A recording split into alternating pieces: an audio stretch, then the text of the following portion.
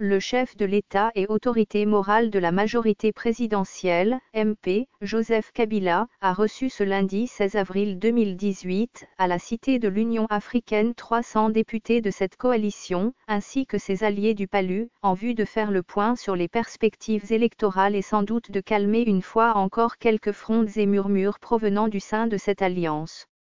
De ce qui ressort de cette réunion, ce fut une rencontre où le chef de l'État a remobilisé ses troupes sur les questions de l'heure, a rapporté Alain-André Atuntu, porte-parole de la MP.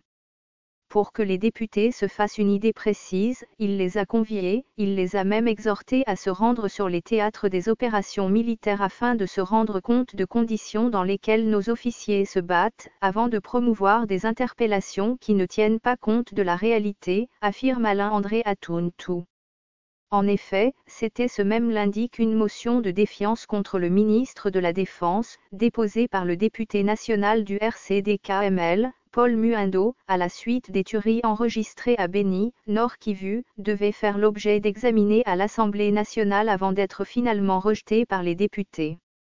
Selon un autre haut cadre de la majorité, qui a aussi pris part à cette rencontre, l'autorité morale de la majorité présidentielle s'est également voulu confiant quant à la victoire de sa famille politique aux futures échéances électorales.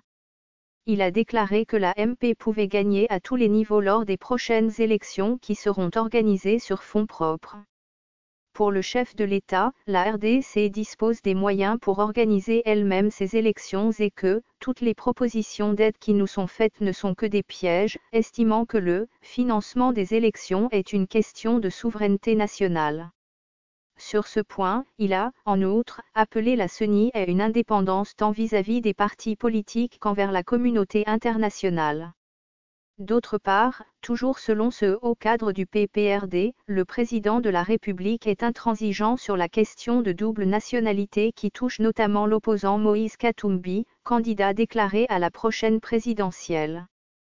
Il a clairement fait savoir que la constitution congolaise est formelle à ce sujet et qu'elle devait être scrupuleusement respectée avant d'affirmer qu'il avait le devoir de défendre cette constitution.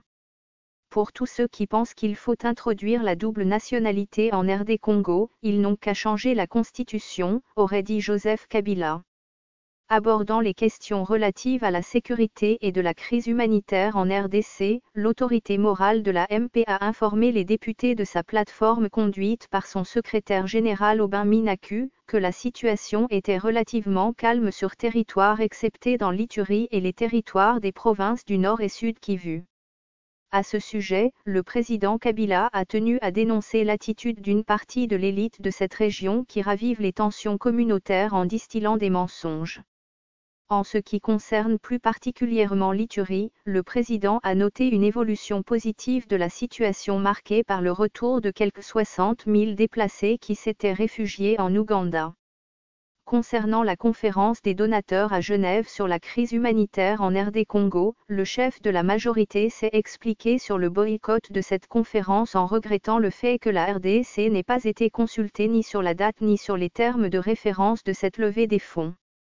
Ce faisant, il a rejeté les données chiffrées fournies par l'ONU et d'autres organisations sur la crise humanitaire en RD Congo, avant d'annoncer que le gouvernement travaillait à la réinsertion de ces déplacés internes et a promis de débloquer une aide gouvernementale en vue d'endiguer cette crise. Notre pays ne compte pas 13 millions de déplacés. Nous travaillons à la réinsertion de notre population.